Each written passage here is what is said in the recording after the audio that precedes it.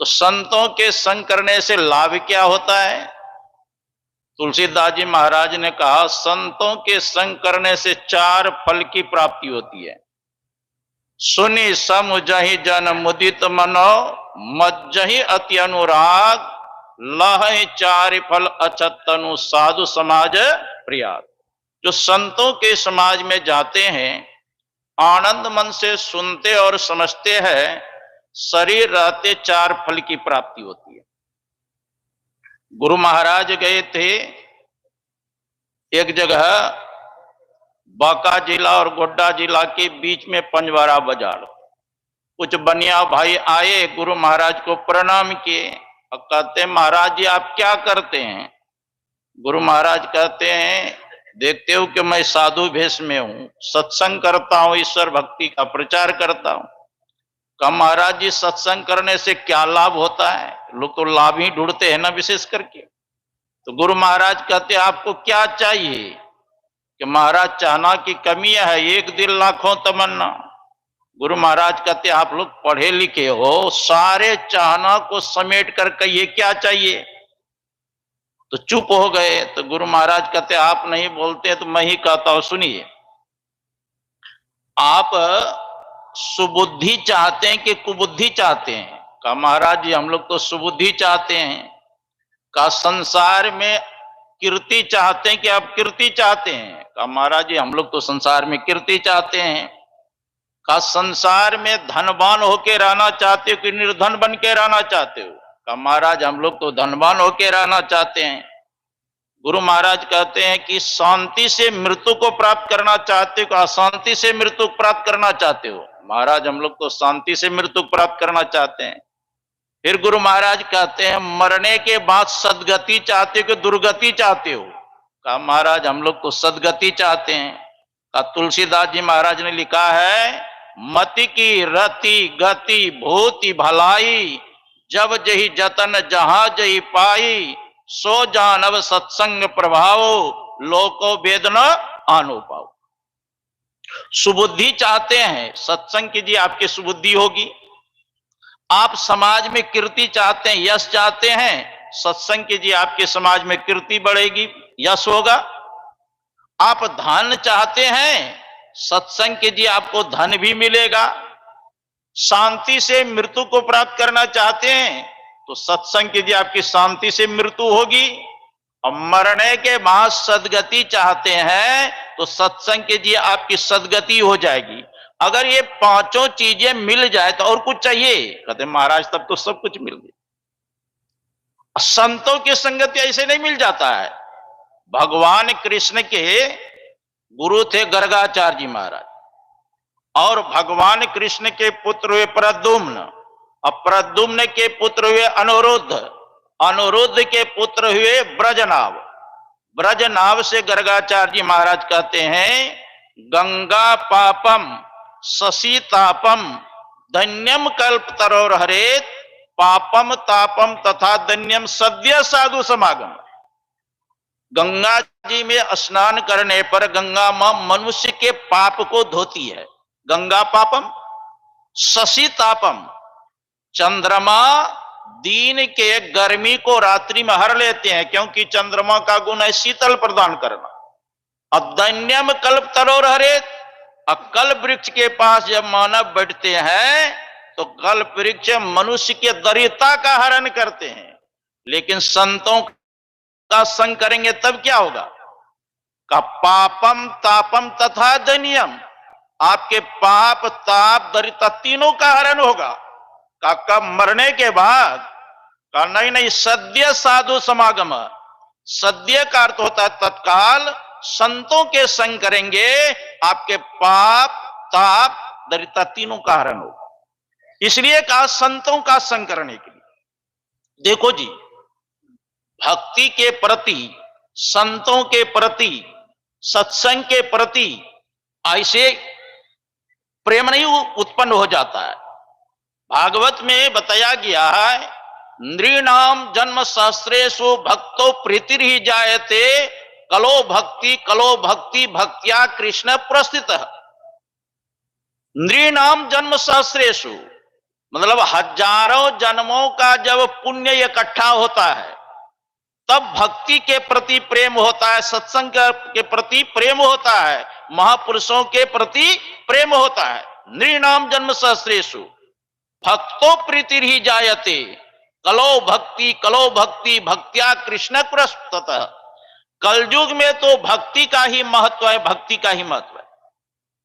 सकल भुवन मध्य निर्धनास्ते भी धन्या का संपूर्ण भुवन में अगर निर्धन व्यक्ति है वह व्यक्ति धन्य है। कौन? जिनके हृदय में भक्ति है। सकल भुवन मध्य निर्धनास्ते भी धन्या निवसति हृतेषाम भक्ति सूत्रोपनद्ध। कहते हैं भक्ति सूत्र में बदकर भगवान भी सामने प्रकट हो जाते। हरिरपि निज लोकम सर्वथा तो भी आयो, भगवान भी अपने लोक को छोड़ करके उस भक्त के हृदय में प्रकट हो जाते हैं। प्रविशति हृतेषाम भक्ति सूत्रोपनद्ध, भक्ति सूत्र में बदकर भगवान भक्तों के हृदय में विराजमान हो जाते। तो जब तक हम भक्ति नहीं करेंगे तब तक हमारा परम कल्याण नहीं होगा। पलटू दास की वाणी में है, भक्ति करत कन्या भली साकट भला न पूत, अच्छेरी के गलगल थना जामे दूध न मूत। भक्ति करत कन्या भली, आपके घर में पुत्री ही है, सत्संग करती है, ध्यान करती है, ईश्वर की आराधना करती है, पूजा पाठ करती है, कहा वो अच्छी है, लेकिन साकट भला न पूत। साकट किसको कहते हैं? महिष खाए और मदरा पाना गरजे वज्र घात समाना। जो भैंसा का मांस खाता है, बकरी के मांस खाते हैं, पटा खस्सी का खाते हैं, का ऐसा पुत्र भला नहीं है। साकट भला न पूत, अच्छेरी के गलगल थना जामे दूध न मुंह। छेरी कहते हैं बकरी को। बकरी के गले में मांस का पिंड लटका रहता है, उसको निचोड़ेंगे दूध मिलेगा? वो क्या है? बकरी के लिए वो भार रूप है मांस का पिंड का। उसी प्रकार जो ईश्वर की भक्ति नहीं करते हैं तो वह पृथ्वी का क्या है? भार है। ऐसाम न विद्या न तपो न दानम ज्ञानम न शीलम न गुणो न धर्म ते मरते लोके भूहार भूता मनुष्य रूपे न मृगाश्चरण। मनुष्य शरीर तो बढ़िया मिल गया है, लेकिन आपके पास न आध्यात्मिक विद्या है न भौतिक विद्या है। तपस्या भी नहीं करते हैं, दान भी आप नहीं करते हैं, परोपकार भी नहीं करते हैं। तो शास्त्रकार क्या कहते हैं? ऐसाम न विद्या न तपो न दानम ज्ञानम न शीलम न गुणो न धर्म ते मर्त्य लोके भूभार भूता मनुष्य रूपे न मृगाश्चरंती। वह मनुष्य होते हुए मृगा मन पशु के समान है। और कैसा पशु? तुलसीदास जी महाराज ने लिखा, रामचंद्र के भजन बिनु जो चाह पद निर्वाण ज्ञानवंत अपि सोनर पशु बिनु पूछ विषाण। जो भगवान के भजन के वगैरह निर्वाण पद को प्राप्त करना चाहते हैं, मोक्ष पद को प्राप्त करना चाहते हैं, का वह मनुष्य होते हुए पशु है। कैसा पशु? बिना सिंह और बिना पूंछ का। ऐसा पशु दिखे हैं जिसमें का सिंह भी न हो, पूंछ न हो, यह मानव को ही कहा गया। तो यह मानव शरीर मिला है ईश्वर भक्ति करने के लिए। इसीलिए भगवान श्री राम कहते हैं, प्रथम भगति संतन कर संग और दूसरी रति मम कथा प्रसंगा। जहां संत महात्मा रहते हैं स्वाभाविक कथा प्रसंग चलता है। रति मन प्रेम के साथ सुनना चाहिए। तुलसीदास जी महाराज से पूछा गया, नित्य प्रति दर्शन साधु के ओ साधुन के संग तुलसी काहे वियोगते नहीं लगा हरि रंग। महाराज मैं देखता हूं रात दिन संत महात्मा का संगति करता है, फिर भी रंग क्यों नहीं चढ़ता है? तो तुलसीदास जी महाराज लिखते हैं, मन तो रमय संसार में तन साधुन के संग तुलसी आही वियोगते नहीं लगा हरि रंग। सत्संग में तो शरीर है और मन अगर घर में, दुकान में, खलियान में छोड़ के आए हैं तो रंग चढ़ेगा? रंग कब चढ़ेगा? जब तन के साथ आपका मन भी सत्संग में हो, तब झट रंग चढ़ जाएगा। तो रतिम ने प्रेम के साथ सुनना चाहिए। गुरु पद पंकज सेवा तीसरी भगति अमान। कहते हैं गुरु की चरण कमल की सेवा करो, लेकिन कैसे? कम मान प्रतिष्ठा रख करके गुरु की सेवा करेंगे तो गुरु प्रसन्न नहीं होंगे। कैसे गुरु की सेवा करना चाहिए? हम लोगों के सामने वर्तमान में मंच पर विराजमान है गुरु सेवी स्वामी भगत जी महाराज। किस प्रकार से गुरु महाराज की सेवा की? एक बार की बात है, गुरु महाराज के सत्संग का कार्यक्रम मालदा में था और तीसरे मंजिल पर रखा गया था सत्संग का कार्यक्रम। अब पूज्य बाबा ही गुरु महाराज को उठाने बैठाने का काम करते थे और सीढ़ी थी लंबी लंबी और तीसरे मंजिल पर ले जाना। तो गुरु महाराज को पूज्य बाबा गोद में लेते हैं, गुरुदेव आपको तीसरे मंजिल पर ले जाना है, संकीर्ण रास्ता है, गुरुदेव आप थोड़ा सा हल्का हो जाइए। मने मन प्रणाम करते हैं, गुरु महाराज प्रार्थना करते हल्के हो जाइए, और गुरु महाराज बिल्कुल 6 महीना बालक की तरह हल्के हो गए और तीसरे मंजिल पर ले गए। वहां सत्संग का कार्यक्रम हुआ और फिर ऊपर से नीचे लाना है कि नहीं। फिर गुरु महाराज को गोद में उठाते हैं और मने मन प्रार्थना करते हैं, गुरुदेव जैसे पहले हल्के हो गए थे वैसे हल्के हो जाइए। गुरु महाराज बिल्कुल हल्के हो गए और फिर ऊपर से नीचे लाए। ऐसे गुरु महाराज के अनन्य भक्त आपके सामने में नमूना है कि किस प्रकार से। मैं तो 1986 में कुप्पा घाट आया, दीक्षा मैंने बाद में लिया, लेकिन महात्मा पहले ही बन गया है ना। कुप्पा घाट में रह करके तब दीक्षा लिए, तो मैंने देखा अपने आंखों से कि किस प्रकार से गुरु महाराज की सेवा करते थे और पूरा चौकी के नीचे एक चटाई बिछा करके सिर पर सोते थे, न तकिया था न कुछ, है ना। कब गुरु महाराज पुकार करेंगे तुरंत हाजिर होना पड़ता था। ऐसे सेवा के जिन नेत्रों से गुरु महाराज के दर्शन करते रहते थे, आंख से, जिन हाथ से गुरु महाराज की सेवा किए, उनका पूरा शरीर गुरु महाराज के सेवा में लगा रहे। ऐसे गुरु भक्त हम लोगों के बीच में है। तो कहते हैं गुरु पद पंकज सेवा तीसरी भक्ति अमान। गुरु की सेवा करो लेकिन छल कपट त्याग करके। इसीलिए शंकराचार्य जी महाराज ने लिखा है, शरीरम स्वरूपम तथा व कलत्रम यशचारु चित्रम धनम मेरु तुल्यम मनश्चैन लग्नम गुरु रग्मि पद में ततः किम ततः किम। शरीर बहुत सुंदर हो, पत्नी भी सुंदरी हो, बाल बच्चे भी सुंदर हो, आपके पास कुबेर के समान संपत्ति हो, चारों दिशाओं में आपकी यश फैलता हो, इतना होने पर भी अगर आपका मन गुरु के चरणों में नहीं रमता है तो शंकराचार्य महाराज कहते ततः किम सब व्यर्थ गया, सब व्यर्थ। विदेशेषु मन्य स्वदेशेषु धन्य सदाचार वृत्तेषु मत्तो न चन्य मनश्चैन लग्नम गुरु रग्मि पद में ततः किम ततः। विदेश में भी आपकी जय जयकार हो, अपने स्वदेश में भी जय जयकार हो, इतना होने पर भी अगर आपका मन गुरु के चरणों में रमन नहीं करता है तो शंकराचार्य जी महाराज कहते हैं ततः किम सब व्यर्थ गया, सब व्यर्थ। इसीलिए गुरु की सेवा करना चाहिए। शास्त्र में 7 करोड़ महामंत्र बताया गया है, सभी मंत्र चित्त को भ्रमित करने वाला है, लेकिन 2 अक्षर जो गुरु मंत्र है बताया गया, सप्त कोटि महामंत्र चित्त विभ्रंशकार कहा। कहते हैं सप्त कोटि महामंत्र चित्त विभ्रंशकार कहा। संसार में 7 करोड़ महामंत्र है, सभी मंत्र चित्त को भ्रमित करने वाला है, लेकिन 2 अक्षर जो गुरु मंत्र है सभी मंत्रों का राजा है। तो मंत्र का जप करते रहना चाहिए। मैं बंबई जाता था, जब बनारस में मैं रहता था, 1 महीना कार्यक्रम बंबई में होता था गुरु गंगेश्वर धाम में। तो वहां के जो व्यवस्थापक थे स्वामी उमेश्वरानंद जी महाराज, वो कहते महाराज हर एक हमेशा जप करना चाहिए। उनका कहने का मतलब है कि जैसे लघु शंका जाते हैं, सोच करने जाते हैं, उस समय भी जप करना चाहिए कि नहीं? तो मैंने कहा देखिए वेद में मंत्र है, अपवित्रो पवित्रो वा सर्वावस्थागतोपि वा या अस्मृत पुंडरीकाक्षस्वा या अभ्यंतर शुचि।